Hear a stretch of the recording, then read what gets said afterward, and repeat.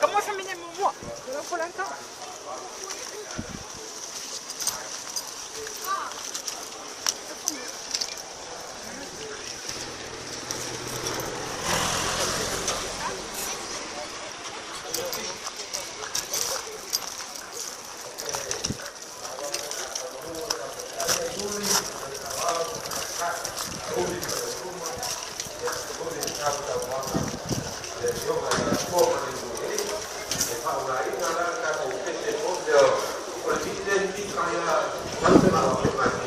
Now, when the people are